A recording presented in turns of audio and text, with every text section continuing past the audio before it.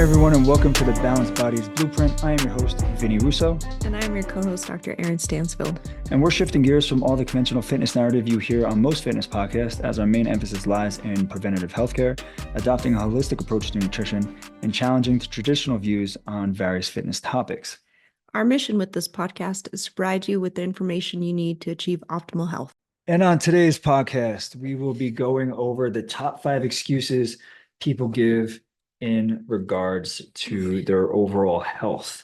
This will probably be a little bit of a shorter episode because we're only going over the 5 excuses that we hear most often. And some of them may resonate with you as a listener. Some of them you might actually be doing. So hopefully we give you some insight and a little bit of a kick in the ass to stop with the excuses. So you want to start or you want me to start? You start. All right.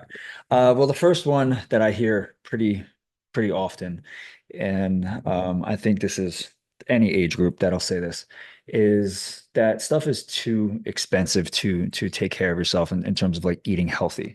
So really like how eating healthy busts your budget. And the way that I want everyone to look at this is you can't really think that you're saving money because you're just really delaying the inevitable bill that's going to come when you don't take care of yourself. Right? Like if we're going to talk about what expensive really means, think about the medications, think about the doctor visits, think about the lab tests, think about like insurance premiums that'll only get higher, when your health gets worse. Think about all that stuff. Think about when you miss work because you have an illness or you have an injury or the lack of work that you get because you're constantly tired. That feeling of feeling like shit all the time. That is where the expenses are. It's not, you don't need to shop high-end stores like Whole Foods, and you don't need to buy overpriced superfoods, according to Dave Asprey. And you don't have to buy organic either. Yes, you definitely don't have to buy organic because basic foods like rice, beans, vegetables, lean proteins, they are some of the most affordable things that you could buy at a grocery store. So you don't have to break the bank to make actual good choices. You just have to stop making excuses. Like I understand, especially right now, and if you're into politics, we have a ton of inflation. The economy is tough. Money is tight for a lot of people.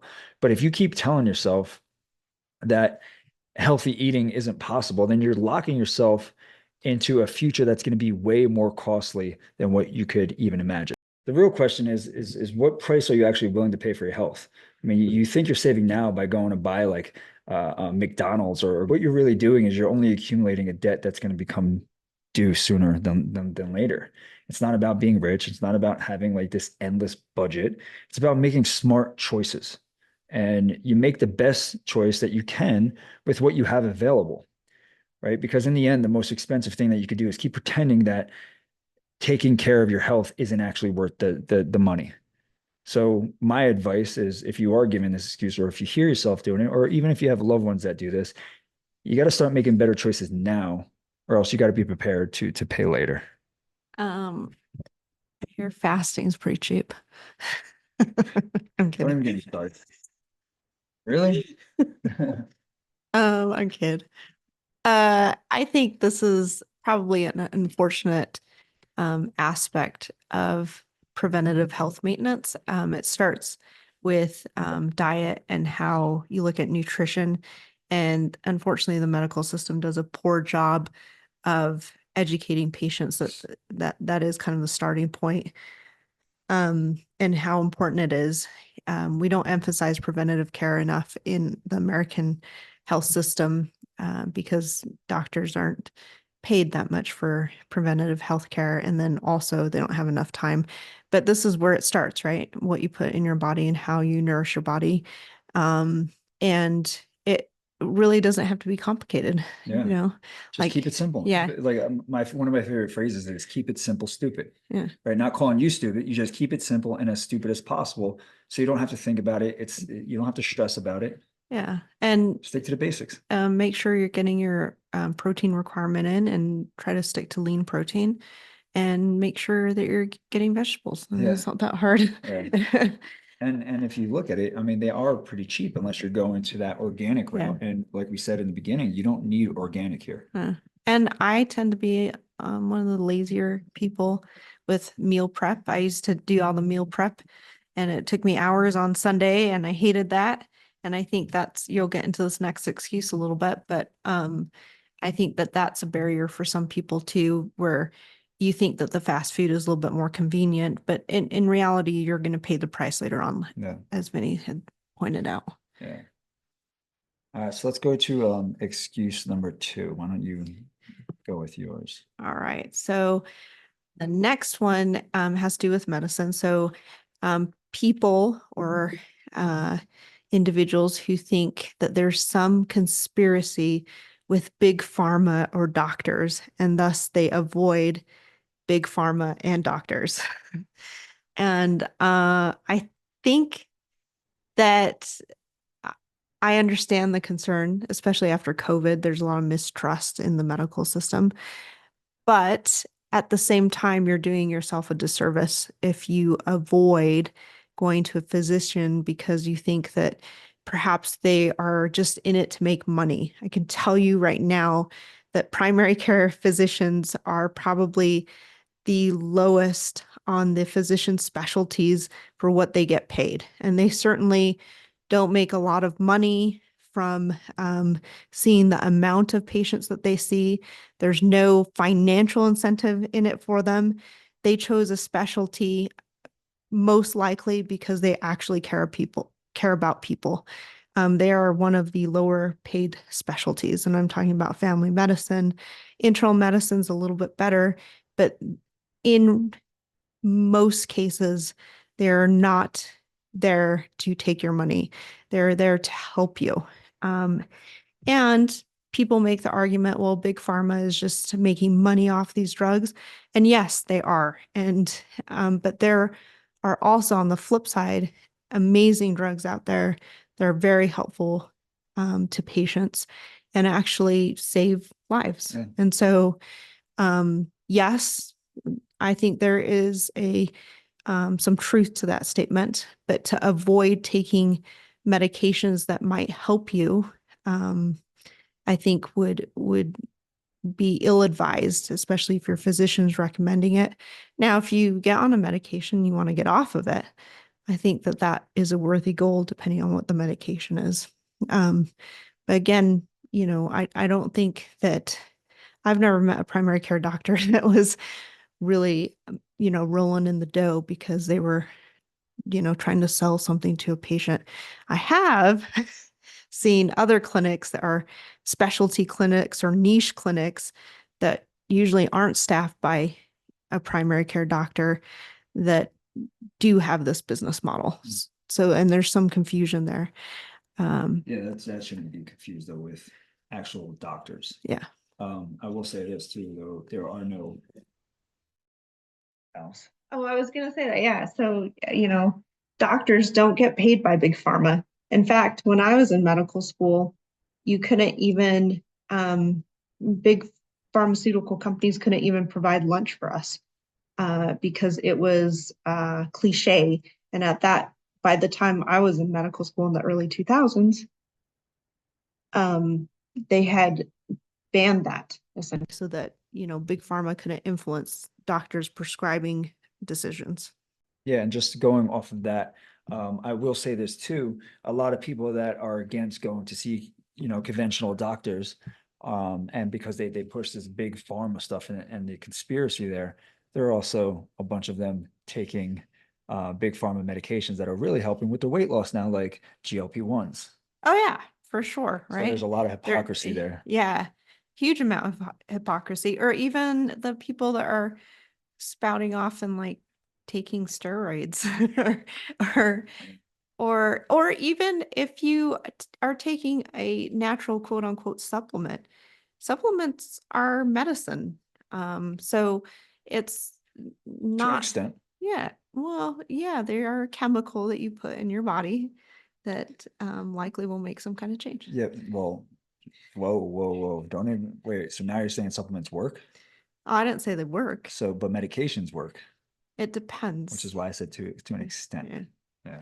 Yeah. But speaking of medications, like even with some of our clients, like One just pops in my head now. I won't say her name, but she had an issue with her cholesterol, and we did everything with her diet. She was very active and just wouldn't go down. She was just genetically predisposed to having higher cholesterol numbers.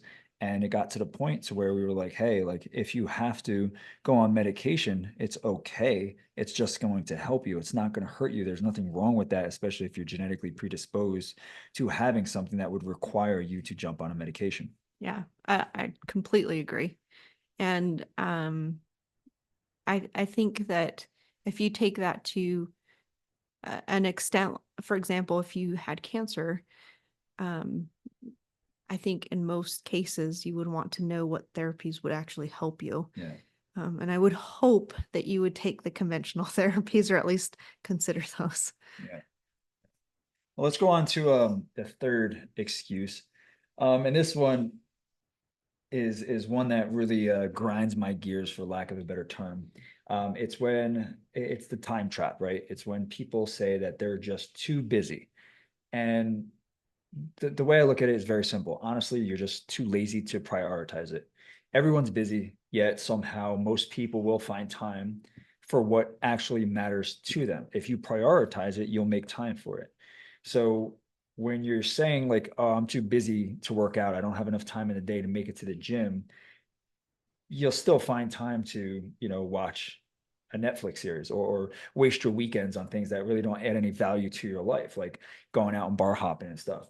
So when you use this excuse, it's really like you can make time, you're just not making it a priority. Like your health is literally screaming for attention. And what you're doing is you're really just ignoring it, right? You're hitting that snooze button on your health. And the reality is that when the excuse comes up that you're just too busy, it's honestly, you just don't want it bad enough, because if you did, you'd make everything possible for it to happen. It's kind of like people saying like they're not financially ready to have kids.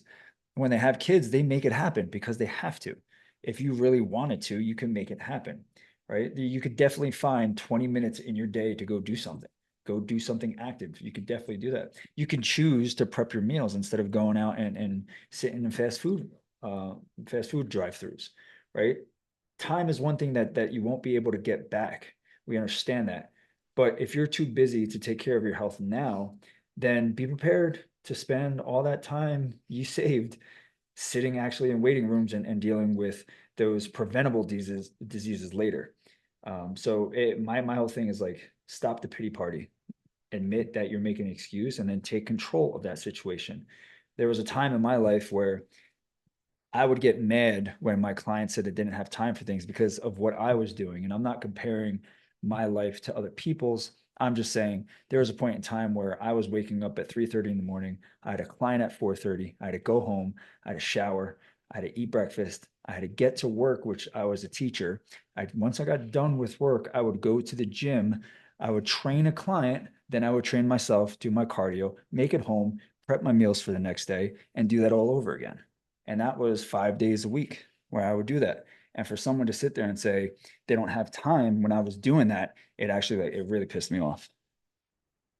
I when I was a resident, I worked in a psychiatric hospital, and I thought it was interesting that one common factor among I forgot to add, during that time, I was running the Team VR, the nutrition business. Oh, So, nice. yeah. So I was doing all that shit. And people would tell me like, I don't You, have time for it. you And get a gold star. You get a gold star. Anyway, back to my story. Thank you. When I was working in a psychiatric hospital, one of the common things I noticed with people that had psychiatric issues was they always gave excuses, always. And so I think the point here is don't make excuses. Don't be that person. Try, if you really want something, you will make time for it. And it might be harrowing. It might be getting up at 3:30 or being really tired. You really don't want to do that. It's what was needed to be done in order to achieve what I wanted to achieve. And for me, it was financially driven then, Yeah. right? And that's what I wanted. And so I mean, I was a surgery resident and I still managed to run post call. yeah. And I worked like a 40-hour shift. Mm. and I was tired. And you get a gold star too. Yeah. Yeah. But if you really want something, you do it. Yeah, it's the truth. So that's why it frustrated me because I mean, even with you, like with me, when people play the victim, like I can't stand that shit. When people come up with excuses, it's like I can't stand it. It's one of my pet peeves. So hearing that stuff, especially during that time in my life, it was just I just got very frustrated. So let's anyway, I digress. Let's go on to the fourth one. So what do you got for us for the fourth excuse? All right. The silent sabotage of I'm fine. I don't ever have to go see a doctor. This is what I was talking about in the beginning. Like that's like when I hear you say that, that's like my dad. That's like what I think of. Yes. Like I think he it's, won't. No, I'm good. I'm good. I'll yeah, walk it off or I think whatever. it's a lot of people. I'm like your fucking arms hanging off. Like Well, go see someone. let's be honest, even doctors don't like to see doctors Yeah. like as patients, right? Nobody likes to go see the doctor. It's okay. We can all sit here and say we don't like it, but it is necessary, especially if you care about your health, to make sure you get regular checkups Yeah. and to make sure you get physicals. Now, obviously, when you're younger, you don't have to go as often, but when you're middle age, you should be getting your preventative health screenings, whether that be for colon cancer, breast cancer, pap smears. These are all things that will prevent major issues down the line. And part of getting those exams done is going in for an annual physical and getting some lab work done and making sure that your health checks out.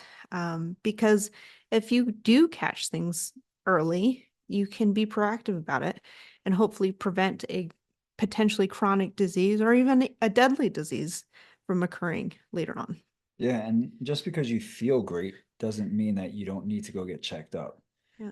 Like, I was just watching a video. I forgot who it was by. I was just watching a video and they were like, yeah, like the carnivore diet, they were saying, like some people that were on it, they were saying how good they felt, but their LDLs were through the roof. It's like, well, I feel great, so I'm healthy or I feel healthy. And it's like heart disease doesn't just uh heart disease sneaks up on you, right? Yeah, It's not well, and blatant. especially for women, it Yeah. is the silent killer of women, because we often don't display the normal symptoms of our male counterparts. Yeah. So like just because you feel great doesn't mean you shouldn't go get checked just to make sure. Right. If you feel great, great. But go get checked. Like Dr. Eryn said, make sure you're going to get your at a minimum, your annual physical Yeah, and your and annual checkups. and I can go to the extreme level of saying, I saw patients all the time. I saw when I was a surgery resident, I saw a patient who obviously did not go in for breast cancer screenings. And she was a little old lady in her mid 70s that had advanced breast cancer and hadn't gone to the doctor. And it was so advanced that it changed her breast tissue significantly. And they call this almost, there's a French name for it, but it's like an orange peel. It feels like an orange peel. And it was so it had gotten to that Is point. it painful? It had to be, right? Yeah. And Like she and just she and bared she it. had yeah, and she had denied going to a physician. And it's any doctor can tell you stories like that Yeah. of people who continually ignore signs and don't want to go see their physicians, and then they're faced with a very difficult disease in some cases that can kill them. Yeah. So the moral of the story is Don't neglect your health. there you go. Don't Yeah. neglect your health. So let's go on to the last one. Number 5 is this loop of frustration to where you feel like you have tried everything and nothing works. If that were true, okay, then if you've tried everything, if that were true, you would have the results you wanted. Plain and simple, because if you tried everything, there's going to be something that works. So if you literally tried everything, you would obviously have the results you want. But you're stuck, you're still complaining, and you're still looking for that next quick fix or that next magical supplement that's going to solve all your problems, right? So let me just say what you're actually doing. You're dabbling. right? You're hopping from one diet to the next.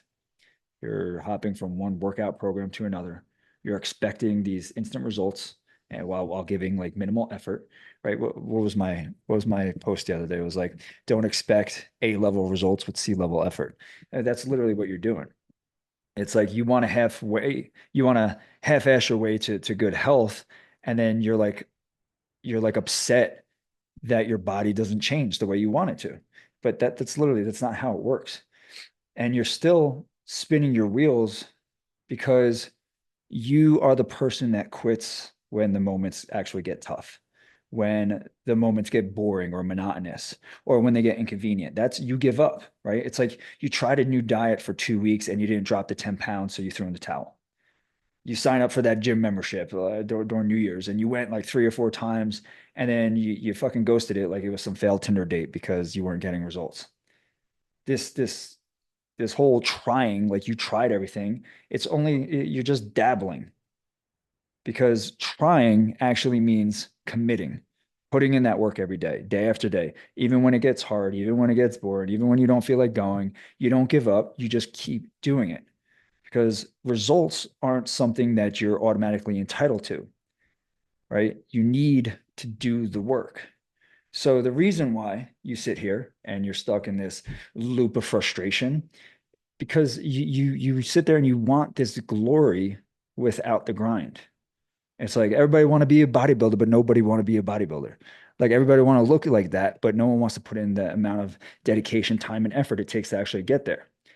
Like you want to have this transformation without the sweat and without the discipline and without the real effort. But there's no magic bullet. Like there's no secret diet. There's no wonder workout. There's no magical supplement that's going to save you from the reality of hard work. And then every time you give up, when you put yourself forward and you don't get the results that you want, you're just setting yourself back even further. You're just digging yourself into like this deeper hole, which is making the climb even harder because then you start to believe that nothing works for you. So the truth that you really don't want to hear with this is that you haven't really tried everything at all. You've just tried avoiding the hard stuff. You tried avoiding consistency. You tried avoid taking ownership for your choices. It's not your genetics. It's not your metabolism. It's not some mystery gut disease that functional practitioners are saying, look out for and go get tested for. The problem is you. And until you get real about it, you're going to stay stuck in this loop forever. So the main thing you need to do, and I'm sorry that I'm rambling, but I'm getting pretty passionate about it. You just got to stick to the plan. You got to do the hard things. You got to stay the course when the times get tough. Because if you're still searching for answers, you haven't tried everything. You've tried everything, but what actually works is what it comes down to. So you got to make that commitment. You got to have that relentlessness about you, and you got to see things through till the end. If you sign up with us, we ask for a minimum of 6 months. Do it for 6 months. Don't half-ass it for 6 months. Give it your all and see what happens. And I could guarantee when you put your everything into something for a certain amount of time, you will get results. It might take longer to get to the perfect body that you want. It might take a little bit longer than what you expect. But as you keep doing it and as you commit to it, it becomes part of your daily routine. You start to evolve your character, you develop discipline, and the stuff gets easier. You can't just keep quitting when time gets tough, right? When the time gets tough. Sorry. I think one of the things that you told me when we would talk about clients is that you disliked when clients would come to you and they said they had tried everything, and then you would tell them, this is your plan, and they're like, oh, that's not going to work for me. I already tried that. And I think that's part of trusting the process and trusting who you hired to help you out with that. Yeah, you said it. I know what you meant, but it was basically like they came to me and said they know what's best for them. Right? Yes. Because they've tried everything Yeah. and this doesn't work, but this does. Yeah. And I need to have a plan that's this. And because I work with preferences, I can make stuff like that happen. But I also say to them, if that stuff worked for you previously, why are you searching for my help now? Right. And they don't have an answer for that because it didn't work. Yeah. Just because you lost 10 to 20 pounds doing some diet for a few months and you gained it all back, that's not working, right? It worked in the moment, but it's not sustainable. It's not long-term. It's not like if you were able to adhere to that, you would have never gained that stuff back, which is why this has to be a lifestyle approach, but you have to give it time and you have to commit to that protocol. That, and the other thing I see with kind of this topic is that I remember competing and being like, nobody is working as hard as I am right now.